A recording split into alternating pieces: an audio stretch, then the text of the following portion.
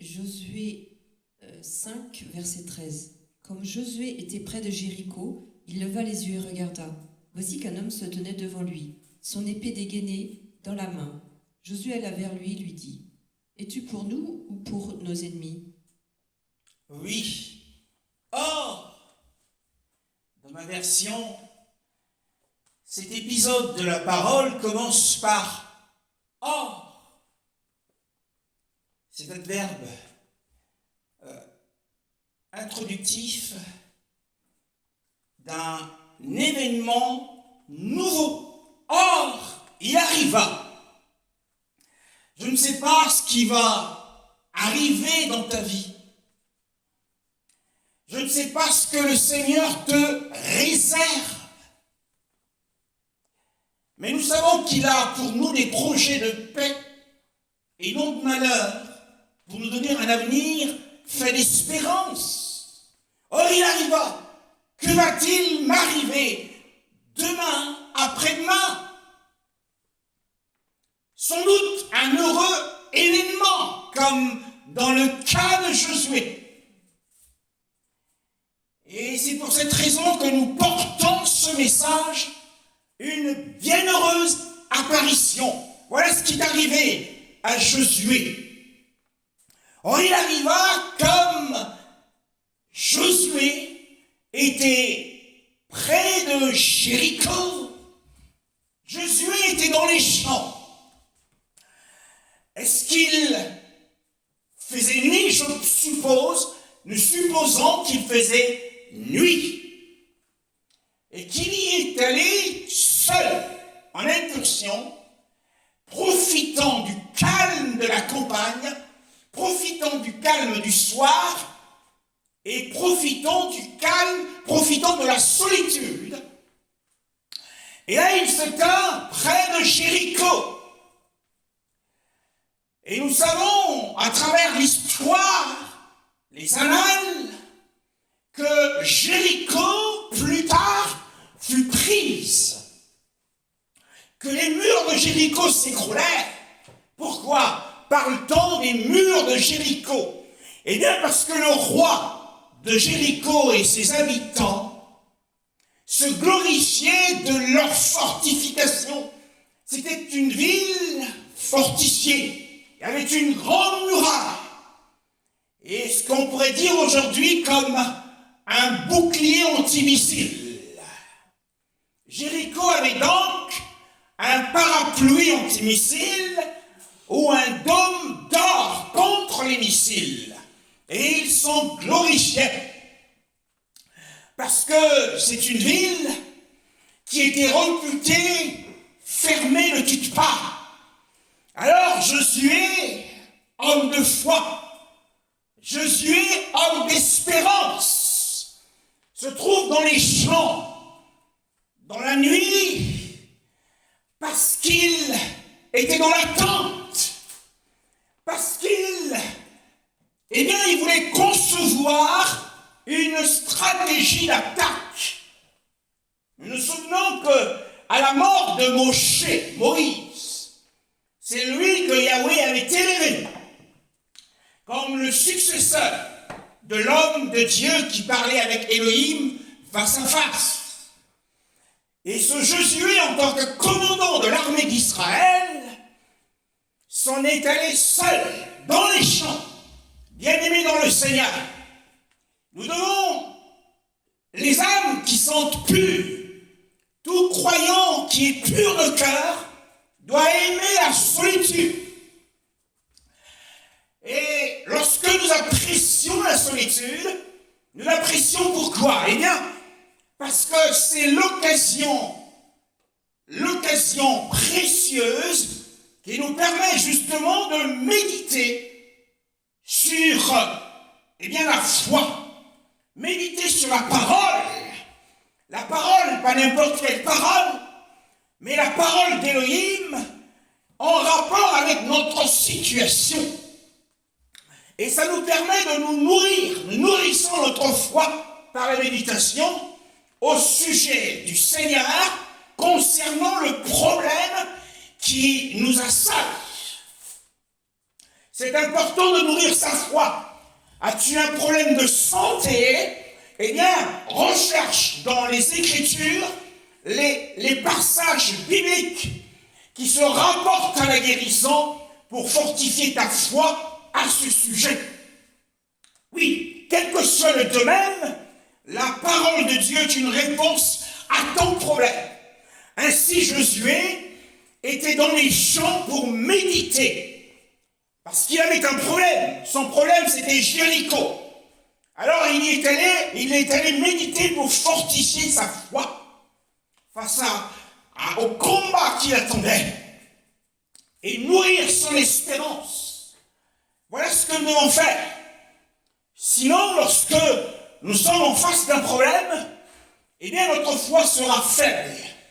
Et les paroles de notre bouche le trahiront. Les paroles de notre bouche, eh bien, trahiront notre faiblesse, notre carence dans la foi.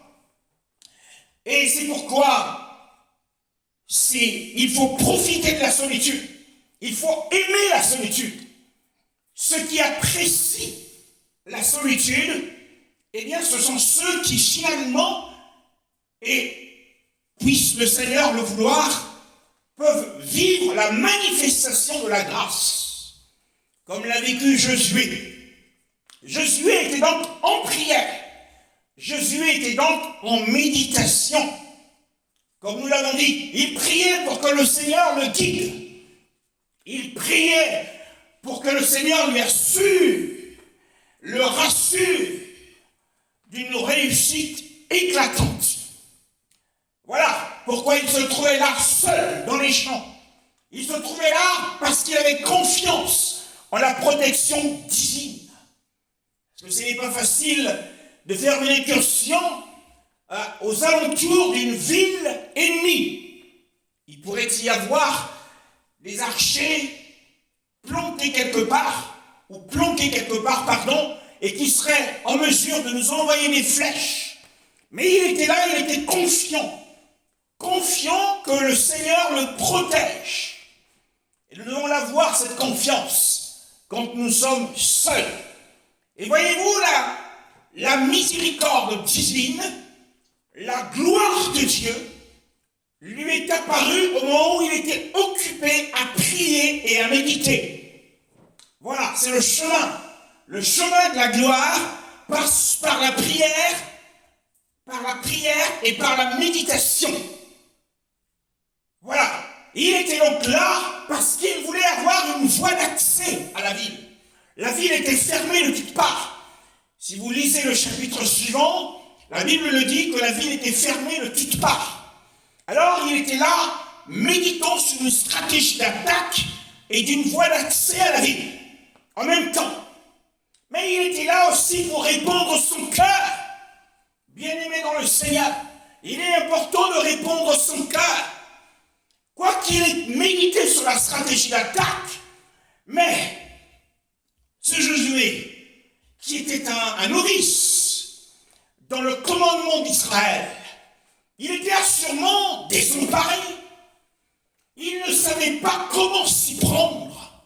Bien-aimé, alors dans la prière, il répondait son cœur auprès du Seigneur, lui disant son désarroi, lui disant combien il était désemparé. Parce humainement, il ne sera jamais parvenu, il ne parviendra pas. Il ne savait pas comment procéder, comment faire. Alors, c'est alors que le Seigneur lui est apparu pour le guider. Et la Bible nous dit, toujours au verset 13, voici, alors qu'il avait les yeux baissés. Il avait les yeux baissés, mes frères. Avoir les yeux baissés signifie ici qu'il était plongé dans ses pensées. Il était plongé dans une profonde méditation et dans une profonde prière. Donc il avait les yeux baissés vers le sol. Mais comme il était seul, et il a levé les yeux. Paf! Et là voici, la Bible dit voici, comme quelque chose de soudain, comme quelque chose contre lequel on ne s'y attend pas. Soudain, il fut surpris. Il fut surpris parce qu'il y avait là un homme en face de lui, qui se tenait à une certaine distance de lui. Et d'aucuns auraient sursauté, d'aucuns auraient tremblé, d'aucuns auraient eu la chair de poule. Waouh! On n'a pas vu venir la personne, mais on lève les yeux, la personne est là. C'est le sursaut. Et généralement, ça ne fait pas plaisir. Lorsque l'ange est apparu à Marie, la Bible dit qu'elle fut troublée. Généralement, les apparitions surnaturelles troublent l'homme. Et Josué, levant les yeux, alors qu'il était plongé dans sa prière, il fut donc interrompu dans ses pensées. Il fut donc interrompu dans sa prière. Le Seigneur est souverain. Il peut nous interrompre dans la prière. Il peut nous interrompre dans la méditation. Parce qu'il a quelque chose à nous montrer ou à nous dire. Alors, ayant levé les yeux, il vit un homme de grande taille qui mérite l'attention. Wow. Alors, nous avons les raisons de penser que cet homme était bel et bien le fils d'Élohim, la parole éternelle, qui, avant d'assumer la nature humaine pour l'éternité, a donné des gages. Il est apparu fréquemment sous la forme humaine. Nous voyons cela dans Genèse chapitre 18, pardon. L'Éternel apparut à Abraham parmi les chênes de Mamré, alors qu'il était assis à l'entrée de sa tente pendant la chaleur du jour. Il leva les yeux et vit 3 hommes, debout, non loin de lui. Quand il les vit, il courut depuis l'entrée de sa tente à leur rencontre et se prosterna jusqu'à terre. Oui, la Bible dit que Yahweh, ou l'Éternel, se fit voir à Abraham, notre père pour la foi, le bienheureux Abraham. Il était assis à la porte de sa tente et sans doute en prière à l'heure du midi. Il était en prière et il fut interrompu dans ses pensées et dans sa méditation lorsqu'il leva les yeux et regarda, voici 3 hommes. Donc Yahweh a pris la forme humaine dès le commencement pour donner un gage, une garantie, et bien qu'il revêtira la nature humaine pour l'éternité. C'est ce qu'il porte, car Yeshua, homme, est assis à la droite du Père. Donc il est apparu à Abraham comme un voyageur. Il y avait 3 hommes. Et parmi les 3 hommes, il y avait Yahweh. Si vous lisez toute l'histoire, vous verrez qu'il y avait Yahweh, c'est lui-même qui parle.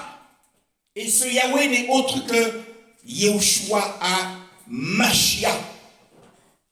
Il est aussi apparu, là il est apparu à Abraham comme un voyageur, mais il est aussi apparu à Jacob. On le lit dans la Genèse chapitre 32, versets 24 à 25.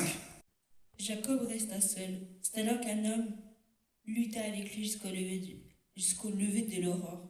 Oui, voyons ici que Jacob aussi, cette nuit-là, il était occupé à certaines tâches, à faire passer sa famille, ses femmes et ses enfants, et bien du torrent. Et après qu'il les ait fait passer de ce torrent, cette rivière, au cours de cette nuit, avant l'aurore, et il demeura seul. La Bible dit qu'il demeura seul.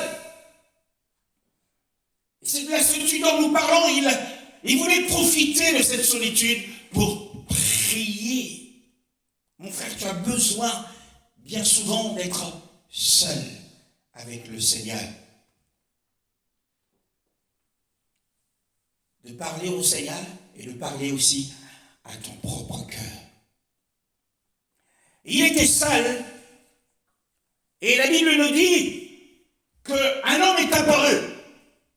Un homme lui est apparu. Lui, il a eu aussi une apparition au cours de cette nuit. Est-ce qu'il a sursauté? Est-ce qu'il était surpris?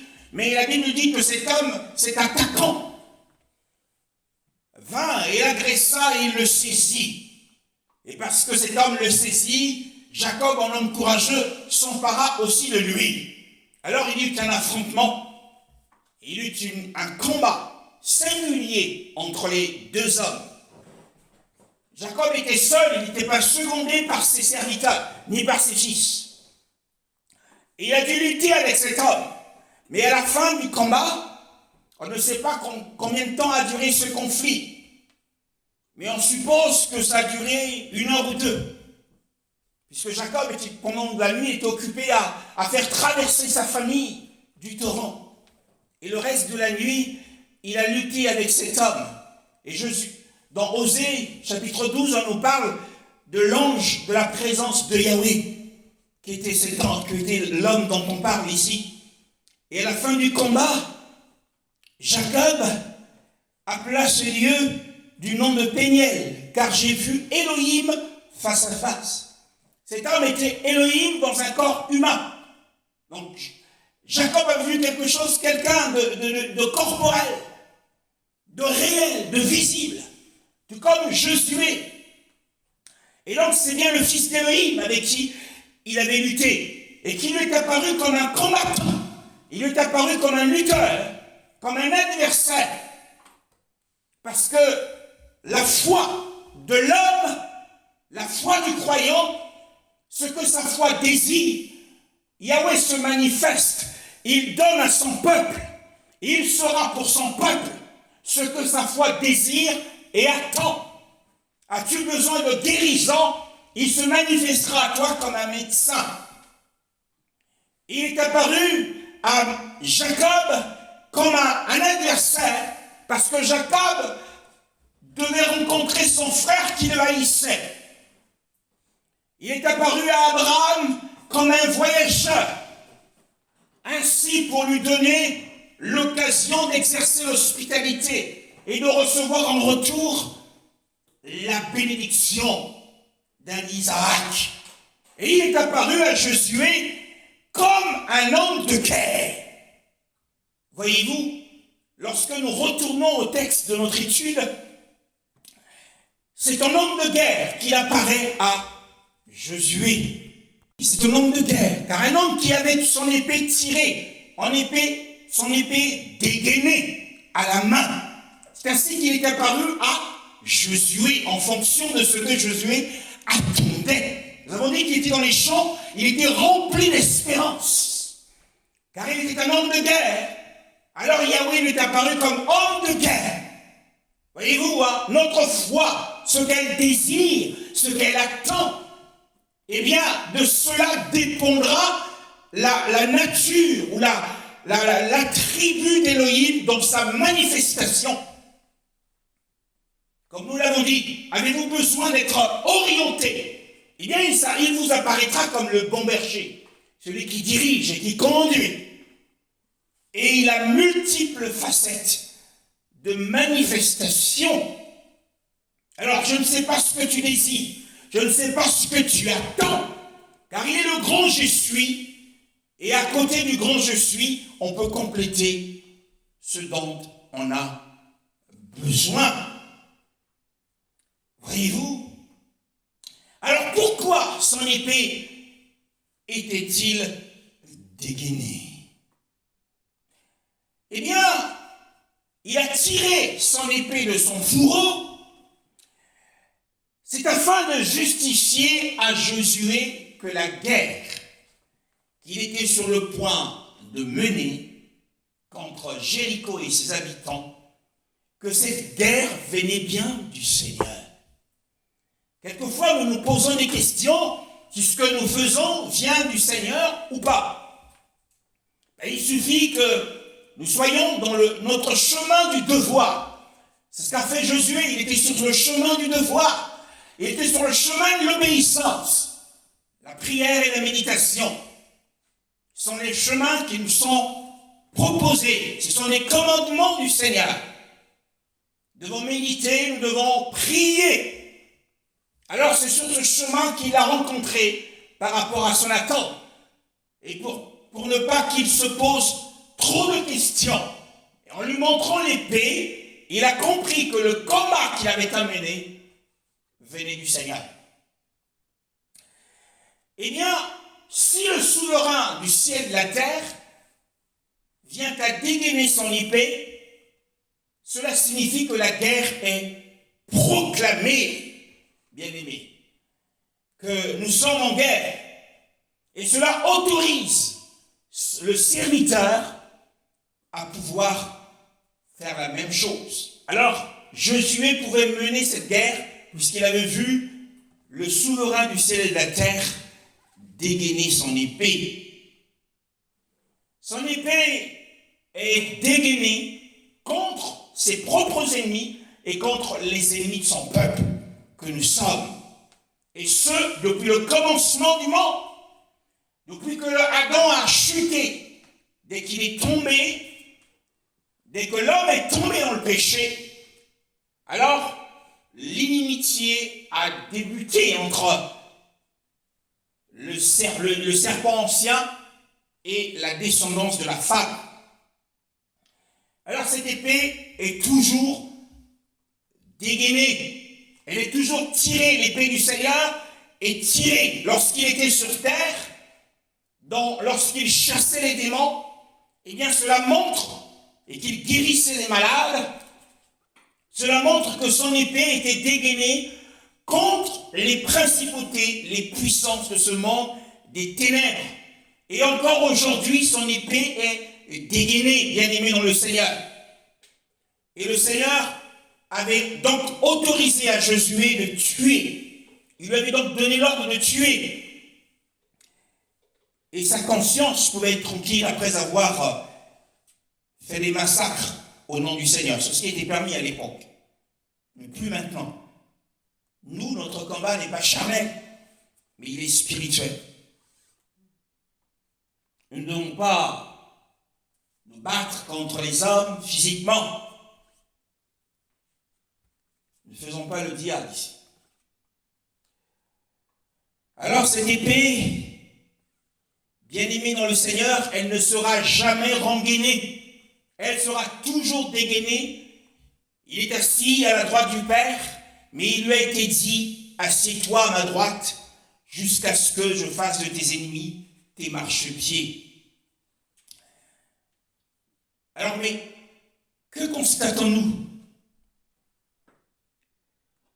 Et nous allons nous arrêter sur l'épée. Et l'épée ici symbolise non seulement une proclamation de guerre, nous sommes en guerre, ne pas s'étonner qu'il y ait des combats, mais nous sommes plus que vainqueurs par celui qui nous a aimés. Et son épée symbolise sa détermination. Yoshua est déterminé. Mais vous me dites sans doute, mais pourquoi dites-vous que c'est Yoshua? On nous parle d'un homme et vous nous dites que c'est Yoshua. Verset 14.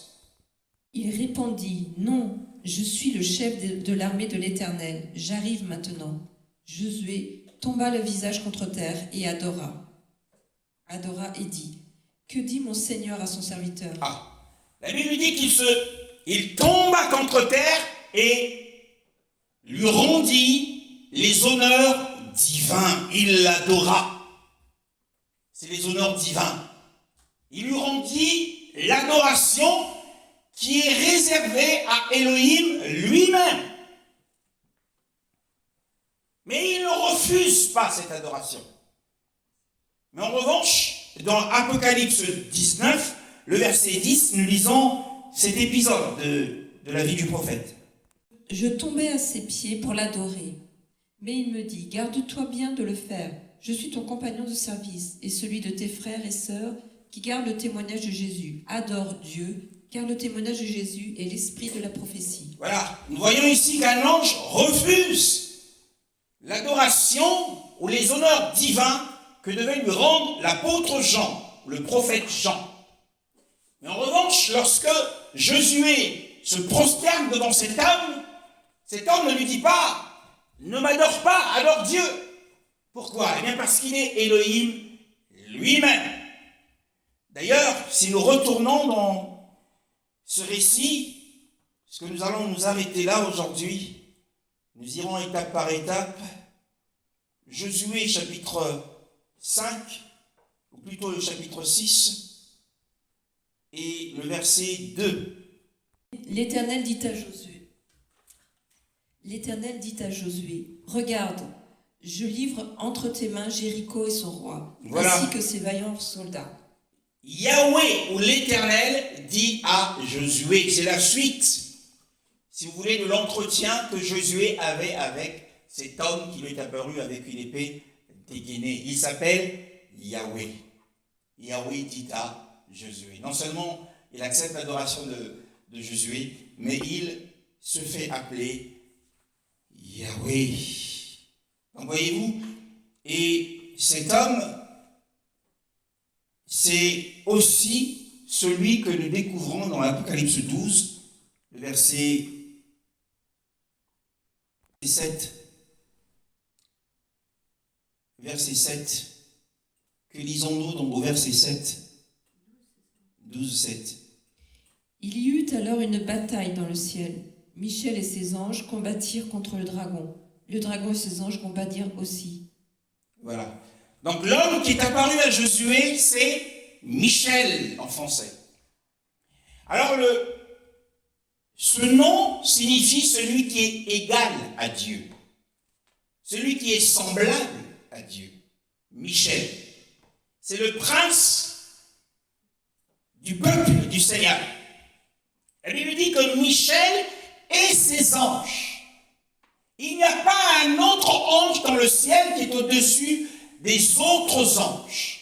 Il n'y a qu'un seul ange à qui appartiennent tous les autres anges. Parce il est ici, Michel et ses anges qui lui appartiennent. Et ce Michel, dont le nom signifie celui qui était égal à Dieu, celui qui est apparu à Josué, l'archange Michaël,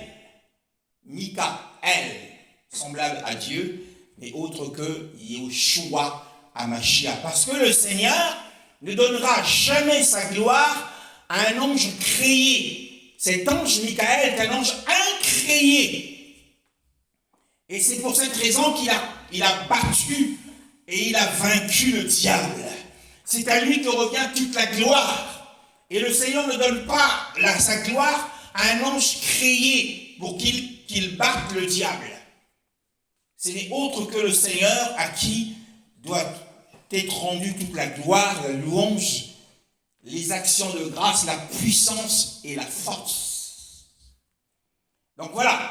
Donc l'homme qui est apparu à Josué n'est autre que Yeshua dans une forme humaine. Et c'est sur le chemin du devoir.